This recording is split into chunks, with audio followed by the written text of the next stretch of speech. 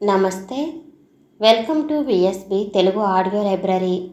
కథా శీర్షిక బామ్మ వేసిన ముద్ర. రచన ఏ.జి. హేమలత గారు. ఇక కథలోకి వెళితే, అమ్మా, నన్ను వేధించకమ్మా, నేను ఆ పిల్లను చేసుకోను అన్నాడు నాగరాజు విసుగ్గా మొహం పెట్టి. ఎందుకో చెప్పకుండా ఏమిట్రా కోపతాపాలు? నాకంటే ఎక్కువ తెలుసా నీకు? అంది అమ్మ గొంతులో అధికారం మేళాయించి. అది కాదమ్మా, ఎందుకో నేను చెప్పలేకపోతున్నాను. నేను ఆ అమ్మాయిని చేసుకోలేనమ్మా, అంతే అన్నాడు మాట తుంచేసి. బాబు నాగులు, నా మాట ఏనాడు కాదనలేదు నువ్వు. అది కాదురా, ఆ పిల్లకేం లోటు చెప్పు. పిల్ల పుత్తడి బొమ్మలా ఉంది. పెదవుల మీద చిరునవ్వుతో సాధారణంగా మాట్లాడే స్వభావం. మీ నాన్నగారు కట్నం అంటే కస్సుమన్నాడే కానీ కనీసం 10,000కు పైనే ముట్ట చెప్పేవారు. అది అలా ఉంచు, నెలకు 400 సంపాదిస్తున్నది. అమ్మా, మనకదే నా ప్రధానం అన్నాడు పళ్ళు బిగిస్తూ. చూడు నాయనా, యూడీసీ చేస్తున్నా రెండో రెక్క ఆడకపోవటంతో ఆ పుట్టిన 2 పిల్లలతోనే జీవిత రథం సాఫీగా లాగించలేకపోతున్నాడు. అక్క చూడు నాయనా, బావతో పాటు రెక్క విరుస్తుంది గనక 3 పువ్వులు 6 కాయలుగా దొర్లిపోతుంది వాళ్ళ జీవితం. అది అలా ఉంచు. ఆ రోజుల్లో మేమిద్దరం బడిపంతులుగా కష్టపడ్డాం కాబట్టి పెద్దలు సంపాదించి ఇచ్చిన ఎర్రని ఏగాని లేకపోయినా మిమ్మల్ని చదివించి ఇంతవరకు చేశాం. నువ్వు నా మాట పాటిస్తావా? సరే సరే, లేదా నువ్వు మరో చోట మనసిచ్చి ఉంటే చెప్పు. ఏదో నన్ను మభ్యపెట్టి నిన్ను నువ్వు మోసగించుకోకు నాయనా. ఇది జీవితం, 1000 ఏళ్ల పంట, బాగా ఆలోచించు అంటూ ముగించింది. ఇక చెప్పేందుకు ఏమీ లేదన్నట్టు.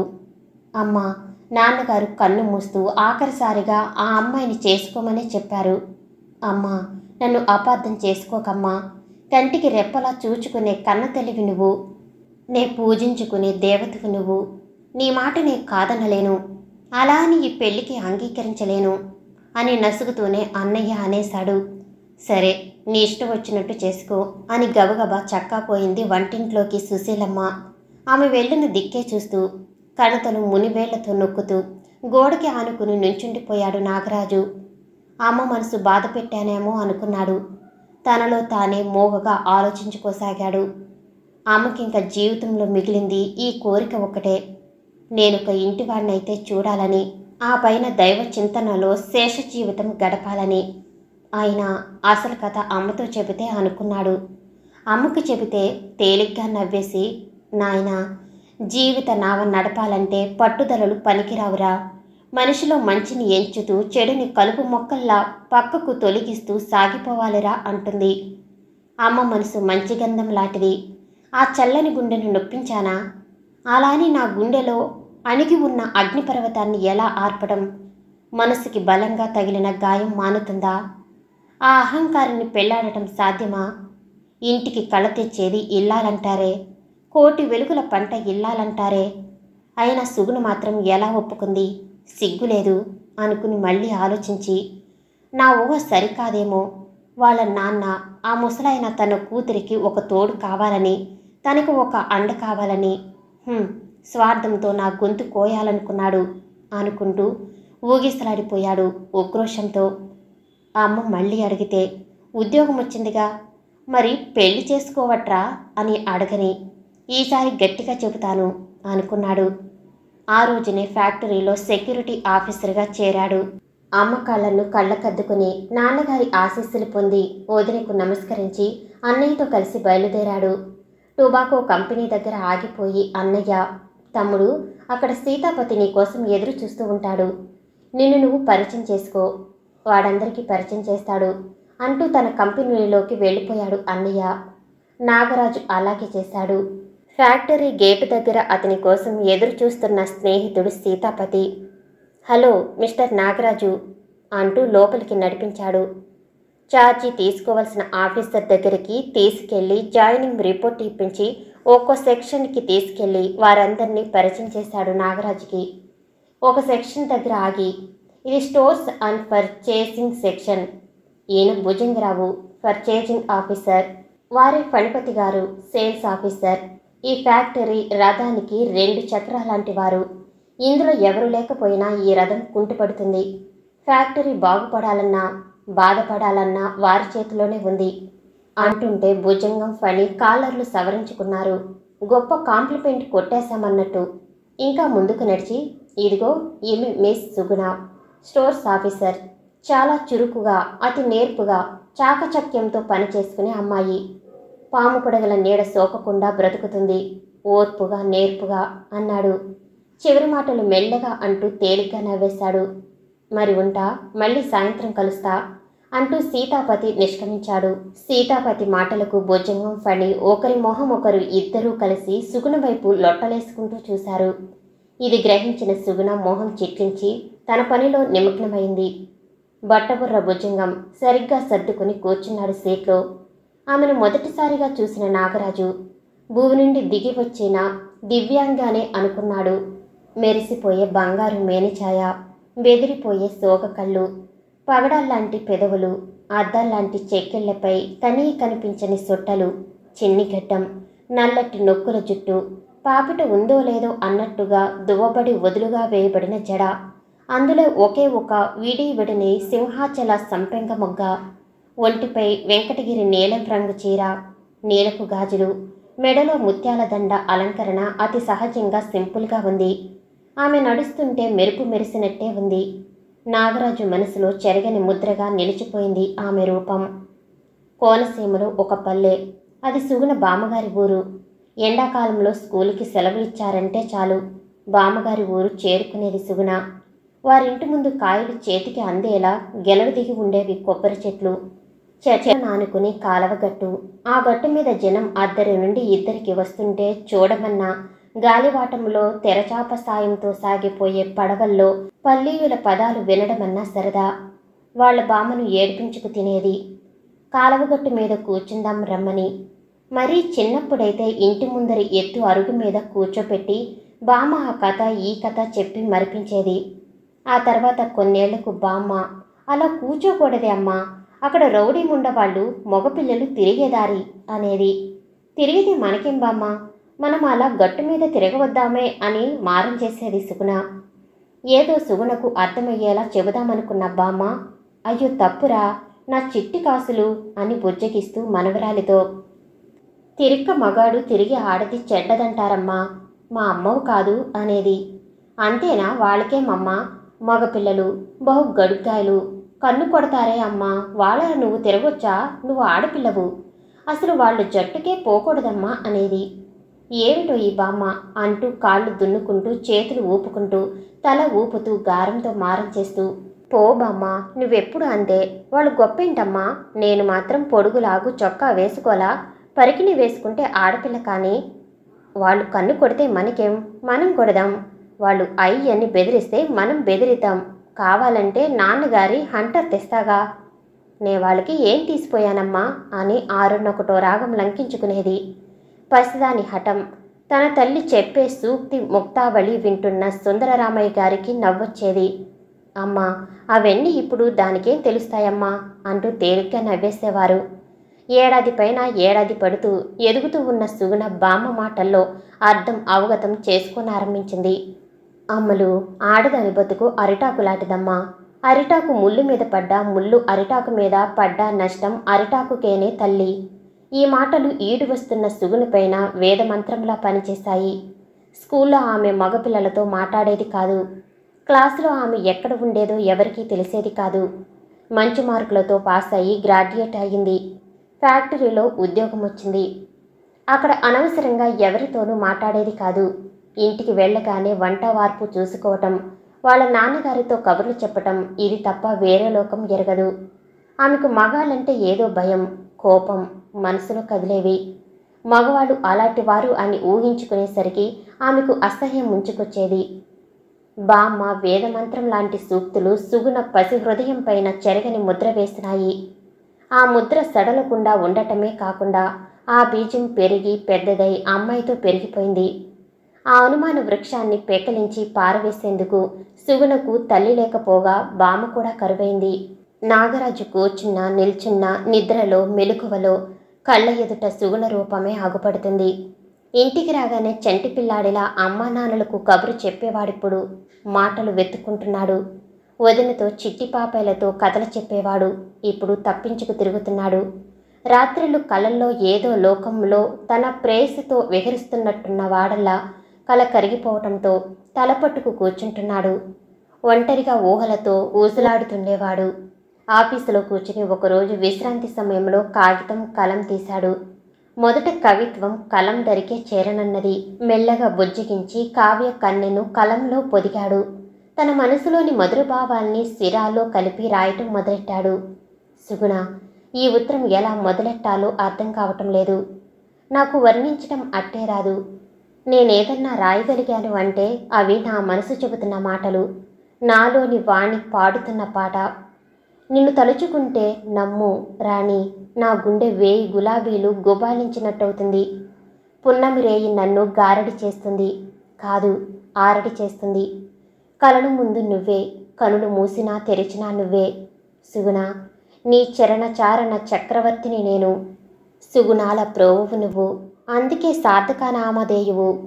కొందరి మగాళ్ళలాగా నేను ఆడవాళ్లను ఆటబొమ్మల్లా చూసే నీచుణ్ణి కాదు. నీ మనోభావాలు నాకు అర్థం కావు. నీ మొహంలో ఎట్టి హావాభావాలు కనిపించవు. నువ్వెందుకు కనీసం మగజాతితో మాటన్నా మాట్లాడవో తెలీదు. అంతేనే రాణి, నా బాధ నీకు అర్థం కాదు. అది నా దురదృష్టం. మనసు మరిగిపోతున్నా రాజు లేక పదే పదే చదువుకున్నాడు. దాదాపు మననమే చేసుకున్నాడు. తలపైకెత్తి చూశాడు. గడియారపు పెద్ద ముళ్ళు చిన్న ముళ్ళు 12 అంకె దగ్గర కలుసుకున్నాయి. శుభసూచకం అనుకున్నాడు. ఉత్తరాన్ని చీటీ మడిచినట్టు మడిచేశాడు. ఒక్కో సెక్షన్ని విజిట్కి రౌండ్స్లో బయలుదేరాడు. కొంత దూరం వెళ్ళాక ఆ చీటీని తన హృదయానికి దగ్గరగా ఉన్న జేబులో పెట్టుకుని నడవసాగాడు. సుగుణే అంత చేరువుగా ఉన్నట్టు ఊహించుకుంటూ జేబు మీదనే చెయ్యి వించుకుని అంగులు వేసుకుంటూ హుందాగా సాగుతున్నాడు. సుగుణ సెక్షన్ వచ్చింది. నడక జోరు తగ్గించి అడుగులో అడుగు వేసుకుంటూ నింపాదిగా కదులుతున్నాడు. చీటీ తీసి చదువుతుండగా ప్యూన్ పరిగెత్తుకుంటూ వచ్చి మేనేజింగ్ డైరెక్టర్ అర్జెంటుగా రమ్మన్నారని చెప్పాడు. హడావిడిలో కాగితం మడిచి జేబులో పెట్టేసుకుని గబగబా వెళ్ళిపోయాడు నాగరాజు. ఆ చీటీ చేరవలసిన గమ్యం వేరే ఉందన్నట్టు అతని జేబులో చేరకుండా నేల మీద పడింది. ఫ్యాన్ పుణ్యమా అని గాలిదేవుడు చల్లచల్లగా మెల్లమెల్లగా సుగుణ సీటు దగ్గరకు చేర్చి తన బాధ్యత నెరవేర్చుకున్నాడు. వార్తావాహకుడులాగా. కొంతసేపటికి సుగుణ తన బల్ల మీద కాగితం కిందికి జారిందేమోనని ఆ చీటీ చేతుల్లోకి తీసుకుని చదవసాగింది. ఆమె నిలువెల్లా కంపించిపోయింది. కంపరమెత్తింది. కళ్ళల్లో నీళ్లు సుడులు తిరిగినాయి. ఈ మగవాళ్ళు ఎంతకన్నా తగుదురు. చచ్చి స్వర్గంలో ఉన్న బామ చెప్పిన మాటలకు సాక్ష్యం ఇస్తుంది చీటీ అనుకుంది. ఇలా వదిలేయకూడదు ఇతన్ని, తగిన శాస్తి చెయ్యాలి అనుకుంది. ఉక్రోషంతో బిగుసుకుపోతున్న ఆమె మనసు చెడునే శంకించింది. ఈ కాగితం తనకెలా వచ్చింది ఆలోచించనీయలేదు. భయ ఆందోళన పూరితమైన ఆమె మనస్సు ఓ క్షణం ఆలోచించినా ఎలా అయితే నాకెందుకు, అతడి సంతకముందిగా, అది అతడి దస్తూరే అని మనసు కుదుటపరుచుకుంది. చీటీ పదిలం చేసింది. గుండె దిటవు చేసుకుంది. చకచక మేనేజింగ్ డైరెక్టర్ గదివైపు నడిచింది. తలుపు దగ్గర కూర్చున్న బంట్రోతు పర్మిషన్తో స్ప్రింగ్ డోర్ తీసుకుని తోటాలా లోపలికి వెళ్ళి ఆఫీసర్ గారికి నమస్కరించి, ఏమిటమ్మా సుగుణ అన్నారు ఆఫీసర్ గారు. ఆమె గొంతు వణికింది. నోటి నుంచి మాట రాలేదు. కాలి కింద నేల కదిలినట్టయింది. వణికే చేతులతో నలిగిపోయిన ఆ చీటీ ఆఫీసర్ ముందు ఉంచి, సార్, ఆ మిలిటరీ ఆఫీసర్ ప్రవర్తనేమీ బాగోలేదు అని గాద్గదికంగా అనగలిగింది. అంతే, నువ్వు వెళ్ళవచ్చు అన్నారు గంభీర వదనంతో ఆఫీసర్ గారు. కాగితం అందుకుంటూ ఉబికి వస్తున్న కన్నీరు ఆపుకుంటూ అదిరిపడే గుండెను అణిచిపట్టుకుని గది అవతలికి నడిచింది బేలగా సుగుణ. వెడుతూ సీటులో హుషారుగా ఊహాలోకంలో తేలిపోతూ నవ్వుముఖంతో కూర్చున్న నాగరాజును చూసి లేడికూనలా బెదిరిపోయింది సుగుణ. రొసరొసలాడుతూ వెళ్ళిపోయింది. మిన్నాగులా మిలమిలలాడుతూ కదిలిపోయే ఆమె వైపే చూస్తున్న నాగరాజు, సార్, అయ్యగారు రమ్మంటున్నారు అన్న జవాబు మాటలకు మళ్ళీ ఈ లోకంలో పడ్డాడు. ఎందుకు చెప్పమా అన్నట్టు చూశాడు. ఇప్పుడేగా పిలిచి డ్రాఫ్ట్ ఇస్తూ మొదటి నెల కనుక కాస్త డిలే అయింది పేమెంట్ అన్నాడు ప్రసన్న వదనంతో. మళ్ళీ ఎందుకు పిలిచారో అనుకుంటూ జవాను వెనకాలే వెళ్ళాడు. లోపల అడుగుపెట్టిన నాగరాజుకి ఆఫీసరు బుసలు కొట్టి కాటు అందుకునే కోడెతాచులా కనబడ్డాడు. ఆఫీసర్ వెంటనే, ఏం మిస్టర్ నాగరాజు, నెల జీతం అందుకోకుండానే పెద్ద హీరో అయ్యావన్నమాట.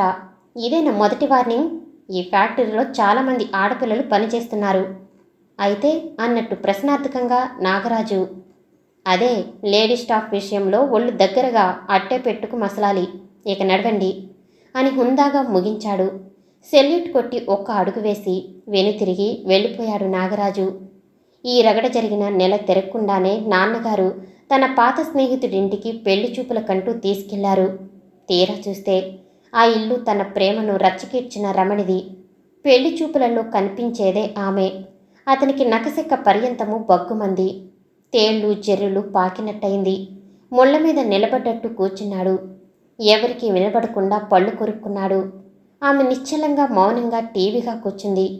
ఆ ప్రవర్తన అతనికి అగ్గి మీద గుగ్గిలమే అయింది. నదురు బెదురు లేకుండా ఏమీ జరగనట్టు, ఏమి ఎరగనట్టు కూర్చుంది. పైగా నాన్నగారు క్షమాపణగా వారిచ్చే కట్నం కూడా వద్దంటున్నారు. అబ్బా, ఈ పెద్దవాళ్ళున్నారే, వీళ్ళు అనుకూల శత్రువులు. ఏమిట్రా అబ్బాయి, ఏమంటావు అని ఒక్క మాట అడగకుండా గ్రాండ్ టక్ ఎక్స్ప్రెస్లా నాన్ స్టాప్గా మాట్లాడుతున్నాడు నాన్న అనుకుంటూ ఏటో చూస్తూ కూర్చున్నాడు.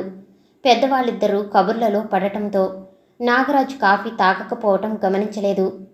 అమ్మ కాబోయే కోడలు అపర సుందరి, అతి గుణవతి అని పొంగిపోతూ ఆ అమ్మాయితో కబుర్లలో పడిపోయింది. ఇంటికొచ్చాక అమ్మ నాన్న అమ్మాయి అందచందాలు, వంశము, వారి పూర్వ చరిత్ర తలచి మురిసిపోయారే కానీ పిల్లాడి ఇష్టం అడగలేదు. ఇంతట్లో పాడు మృత్యువు వెంకట్రామయ్యను నెల తిరగకుండా వెతుక్కుంటూ వచ్చి వెంట తీసుకుపోయింది. నాన్నగారు కన్ను మూస్తూ అన్ని అప్పగింతలతో పాటు, నాయనా, సుందరరామయ్య నేను ఆయన మారుటి తల్లి చల్లని చేతుల్లో పెరిగాం. వాడు బ్రాహ్మణ ఇంటి సంపన్నుల బిడ్డడని, నే పెద్ద కాపు బిడ్డడననే తేడా పాడాలు లేవు. ఆ ఇంట్లో ఓ కంచంలో తిని ఓ మంచం మీద పడుకునే స్నేహం మాది. ఆయన రాజకీయాల్లో తిరిగి జైలు పాలయ్యి సిరి సంపదలు హారతి కర్పూరం కాగా భార్య కృషించి చనిపోగా ఈ బిడ్డే తన స్వరంగా మిగుల్చుకున్నాడు. పాపం అని ఆయాసపడుతూ, అమ్మా, మమ్మల్ని ఒరేవ్, మీరు బావా బావా అంటూ ఎంచక్క ఒకళ్ళనొకళ్ళు పిలుచుకొనిరా. వెంకటికొచ్చే పెళ్ళం నన్ను అమ్మ అంటుంది అనేది. ఆ అమాయకురాలికి తల్లి కాని తనకి ఓ కొడుకున్నాడు, ఓ కూతురు కావాలి అంతే. కానీ ఇలా మేం వియ్యం నిజంగానే అందుతామనుకుని ఉండదు. కానీ ఆమె దీవెనలు నిజమవుతాయని ఆశించి అవి ఫలించకుండా వెళ్ళిపోతున్నా వాడు స్వతంత్ర సమరవీరుడు ఏవో తామ్రపత్ర బహుమతి నందుకుందుకు వెళ్ళాట. కడుచూపు లేకుండా వెళ్ళిపోతున్నా అని వెక్కెలతో ఇంకా ఏదో అనబోతూ నే జవాబు చెప్పేలోగా మమ్మల్ని దుఃఖంలో ముంచి చల్లగా వెళ్ళిపోయాడు. నాగరాజు వీలైనంత వరకు ఆమెను తప్పించుకు తిరుగుతున్నాడు. కాలచక్రం గిర్రున తిరిగిపోతుంది. కాలానికి ముందు చూపే కానీ వెనక చూపు లేదు. సంవత్సర కాలం దొర్లింది. వెంకట్రావు గారి సంవత్సరీకాలు కూడా అయిపోయినాయి. ఆయన పటానికి పూలదండ వేస్తున్న నాగరాజుకి పటంలోని తండ్రి కళ్ళంట నీరు కారుస్తున్నట్టే కనిపించి కలవరపడ్డాడు. నాయనా, నా ముచ్చట తీర్చవా అన్నట్టు వర్ణించే తండ్రి కళ్ళు చూసి కంపించిపోయాడు. ఏమీ తోచని అస్తవ్యస్తంలో పడ్డాడు నాగరాజు. అతన్ని పెళ్లి విషయం తల్లి ఏమీ తరచి అడగటం లేదు. ఆ వేళ సోమవారం. సుమతి ఆఫీసుకు వెళ్ళింది. సుందరరామయ్య గారు మధ్యాహ్నం 2 గంటల వేళ నాగరాజు ఇంటికి వెళ్ళాడు. సుశీలమ్మ రుక్మిణి కళ్యాణం చదివి ఇరుగు పొరుగు అమ్మలక్కలకు వెడమచ్చి అర్థం చెబుతున్నది. ఆ ఇంటి పెద్ద కోడలు సుందరి పొగడ చెట్టు కింద కూర్చుని 10 మంది పిల్లలకు హిందీ పాఠాలు చెబుతుంది. గుమ్మంలో కాలు పెడుతున్న సుందరరామయ్యను చూసి సుశీలమ్మ కళ్ళజోడు సవరించుకుని, అన్నయ్య గారా, రండి రండి అన్నది. సుందరి చెంబుడు చల్లని మంచినీళ్ళు అందించింది. బాబాయ్ గారు అంటూ ఎంతో ఆదరించి కాఫీ పలహారాలందించింది. ఆ ఆదరణకు ఎంతో మురిసిపోతూ ఆ ఇంటో అనురాగమయి కోడలుగా, అమృత హృదయి తోడి కోడలుగా ఊహించుకున్నాడు తన కూతుర్ని. ఓ క్షణం ఉక్కిరి బిక్కిరి అయ్యాడు. మరుక్షణం ఎంతో ఆశ నిండిన గొంతుతో, అమ్మ చెల్లమ్మ అన్నాడు సుశీలమ్మనుద్దేశించి. ఆమె బాధ నిండిన గుండెతో, అన్నయ్య, నన్నేం చేయమంటావు? వాడి మనసులో మాట చెప్పాడు. నన్నిలా వేధిస్తున్నాడు, నన్ను క్షమించండి అన్నయ్య గారు అన్నది. అడుగుల కింది భూమి తొలగినట్టయి సుందరరామయ్య గారు కాలు తొట్టుపడుతుండగా ఇంటికి దారితీశాడు. నాగరాజు ఇంటికి వెళ్ళి తానెందుకు వెళ్ళింది చెప్పకపోయినా వెళ్ళినట్టు మాత్రం చెప్పి నిర్వణ వదనంతో నిట్టూరుస్తూ ఉండిపోయాడు. తండ్రిని చూచి లోలోనే బాధపడి ఊరుకున్నదే కాని పన్ను కదపలేదు సుగుణ. ఆ మౌనానికి మరింత బాధపడ్డాడు తండ్రి. ఆ రాత్రి సుగుణకి నిద్రలేదు. ఆలోచనలు సుడులు తిరుగుతూ ఆమె బుర్రను వేడెక్కించాయి. ఏమర్థం వెనక్కి నడిచింది ఆమె మనసు. కానీ అక్కడ నిలవలేదు. 20 ఏళ్ళు వెనక్కి పరిగెత్తింది. అన్నీ తిన్నగా ఉంటే ఆడదాని జీవితానికేం? 3 పువ్వులు 6 కాయలు అనేది బామ్మ. మళ్ళీ ఆ బామ్మే ఆడదాని బ్రతుకు అదమస్తమమ్మా, ఆడదై పుట్టటం కంటే అడవిలో చెట్టయి పుట్టటం మంచిది అంటుండేది. అంతా విడమర్చి చెప్పినట్టు లేదు. చెప్పిన నాకు తెలిసే ఏడూ కాదు. తెలుసుకునేంత దాన్ని అయ్యే వరకు బామ్మ లేదు. ఏమిటో ఇలా తెలిసి తెలియని ఊహలతో ఆడామగా కలిసి బ్రతికే అవసరం లేదనే అహం ఏదో నన్ను ఆవరించింది. అందుకే మగాళ్ళకు దూరంగా బ్రతకటానికి అలవడ్డాను. జడ పదార్థంలానే ఉండిపోయాను. అవును, ఆయన ఉత్తరం నాలో చైతన్యాన్ని నింపింది. ఏదో తీరని బాధ. కానీ చేతులా జారవిడుచుకున్నాను. మందబుద్ధిని, చేజెక్కిన పెన్నిదిని. పెళ్లి చూపుల్లో అపూర్వపు ఘట్టం నన్ను బిగుసుకుపోయేలా చేసింది. ఆయన వైపు కన్నెత్తి చూడలేకపోయాను. ఇంత జరిగాక ఆయన నన్నెలా క్షమిస్తారు? వారి కక్ష నాకు శిక్ష అయి కూర్చుంది. శిలలాటి నా మనసు మారేసరికి వారు శిల్పంగా మారారు. అది నా దౌర్భాగ్యం అనుకుంటూ ఎప్పుడు కునుకు పట్టిందో ఆమెకే తెలియదు. ఉదయమే లేచి పనులన్నీ చేసుకుని ఆఫీసుకి వెళుతూ, నాన్న, ఈవేళ ఆఫీసు పని ఎక్కువగా ఉంటుంది, కాస్త ఆలస్యమైతే కంగారు పడుకున్నాన్నా అంటూ వెనుతిరిగి చూస్తూ వెళ్ళింది. ఆ వేళంతా పరధ్యానంగానే గడిపింది సుగుణ. ఎంత మనసు చిక్కబట్టుకున్నా మనసనే గుణం ఆగటం లేదు. గత జీవితం అంతా సినీరుల్లా తిరుగుతుంది. బామ్మ మాటలు చెవుల్లో రివ్వుమంటున్నాయి. నాగరాజు ఉత్తరంలోని మాటలు ఎదరు నుంచి నాట్యమాడుతూ వెక్కిరిస్తున్నాయి. లోలోన తీరని వ్యధ, మనసంతా అశాంతి అలుముకుంది. ఫైల్స్ గబగబా తిరగేసింది. తలనొప్పితో బాధపడుతూ కణతలు పట్టుకుని కూర్చుంది. ఎదురు సీట్లలో ఫణి, భుజంగం ఈమెను కన్నెత్తి చూడని కన్యగా, పన్నెత్తి పలకని పడతిగానే ఎరుగుతురుగాని ఈనాటి ఈ తరుణి తొట్టుపాటు ఏమో ఊహించలేకపోయి, అయినా ధైర్యం లేక చేసేది లేక ఊరుకున్నారు. ఆ వేళ ఆమె ధ్యాసంతా 5 మీద చిన్న ముళ్ళు చేరుకోవాలని, ఎప్పుడు చేరుతుందా అని. 5 కాగానే అంగడి కట్టేసి సీటులో నుంచి లేచి బస్టాండ్ వైపు నడిచింది. నాగరాజు ఎక్కిన బస్సే తను ఎక్కింది. అతడు దిగిన చోటే తను దిగి, అతను తెలియకుండానే వెంటపడి నడిచింది. అతడు బీచ్లోకి నడిచాడు. సముద్ర తీరాన్ని చేరి ఆ అలలను చూస్తూ, ఆ ఘోషతో తన గోడును కలుపుతూ దినచర్యగా గడుపుతున్నాడు. అది అతనికి కొత్త కాదు. ఏడాది నుంచి ఇలా సముద్రుడే వింటున్నాడు అతని గోల. కాసేపు అలా నుంచున్న రాజు వెనక్కి నడిచి ఇసుకలో కూర్చున్నాడు. ఆ ఆకాశ వీధిలో బాలచంద్రుడు ఫక్కున నవ్వుతున్నట్టు అనిపించింది. తన చేతులతో పట్టుకుని మోకాళ్ళ మీద తల ఆంచి కూర్చున్నాడు. సుగుణ దగ్గరగా వచ్చి నుంచింది. ఏవండి, అంత పరిధ్యానంలో ఉన్నారు, అదేమిటో తెలుసుకోవచ్చా అంది. ఉదయాన్నించి కాదు, రాత్రి నుంచి కూడగట్టుకున్న ధైర్యంతో ఈ మాటలు పఠించి బాగా గుర్తుంచుకుంది. ఆ పాఠమే అప్పచెప్పింది. ఎక్కడో వింటున్న పరిచిత కంఠమిది. ఎవరు అంటూ కలియచూచి, అతనికి ఎక్కడో కాదు, పక్కనే తను అసహించుకునే అపరంజి బొమ్మ కనబడింది. చిరాకుతో ఆమె వైపు చూసి కోపంగా లేవబోయాడు. అదిరిపడుతున్న గుండెను గట్టి చేసుకుని అతని చేయి పట్టుకుని ఆపేసింది. ఆ పక్కనే కూర్చున్న కొన్ని జంటల కళ్ళు వీరి వైపు తిరిగాయి. వాళ్ళు వినేలా, ఏమిటండి, మీ పట్టుదల మీదేనా అంది చిరపరిచితురాలుగా. ఆ జంటలు ఆ ఏదో పాత పరిచితులే అని సరిపుచ్చుకుని కళ్ళు తిప్పుకున్నారు. చాలా థ్యాంక్స్ అండి. బుద్ధిమంతుడిలాగా కూర్చోవటంతో వాళ్ళంతా మన వైపు చూడటం మానేశారు. నేను బుద్ధిమంతుణ్ణి ఎలా అవుతానా? బుద్ధి లేని వాణ్ణి కనుకనే అంటుండగా, ఉష్, దయచేసి అలా అనకండి అని ఆమె తన చూపుడు వేలు అతని నోటి దగ్గర ఉంచిపోతూ ఆగిపోయి, ఆ రెండో మాట నాకే అన్వయిస్తుంది అన్నది. నా మనసు విప్పి మీ ముందు పదిలంగా ఉంచుతున్నాను. అలకమాని ఆదరిస్తారో, పోపొమ్మని కసిరి కొడతారో మీరే నిర్ణయించండి. చిన్నప్పుడే తల్లి ప్రేమ కరువైంది నాకు. అడపా తడపా బామ్మ ఇంటికెళ్లేదాన్ని. ఆమె నా పసి మనసుపై అమాయకంగా వేసిన ముద్ర ఫలితం నేను అందరితో ముభావంగా, మగవారితో మరీ అంటి ముట్టకుండా ఉండటం అలవాటు చేసుకున్నా. ఆ ఆలోచన స్రవంతి అవధులు మించి ప్రవహించింది నాలో. అందుకే ఆ రోజున మీ లేఖను చూడగానే తారాజువ్వలా లేచాను.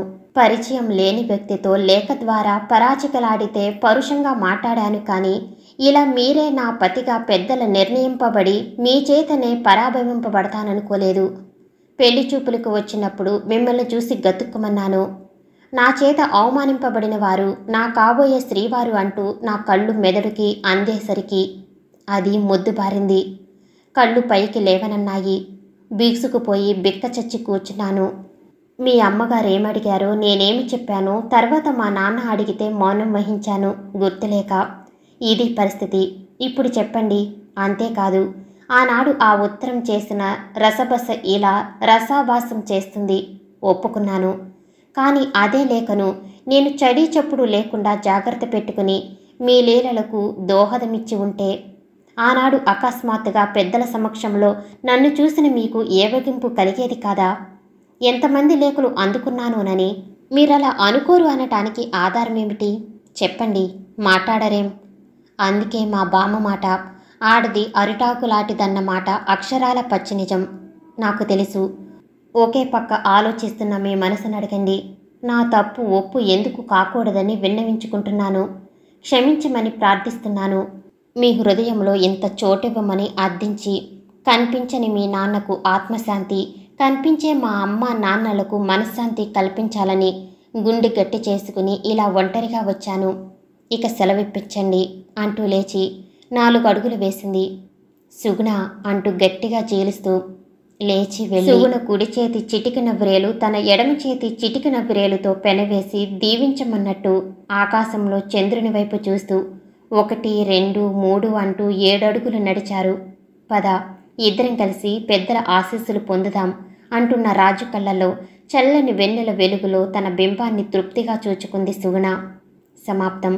నేను వినిపించే ఆడియో కథలు, నవల్స్ మీకు నచ్చినట్లయితే ప్లీజ్ షేర్ అండ్ లైక్.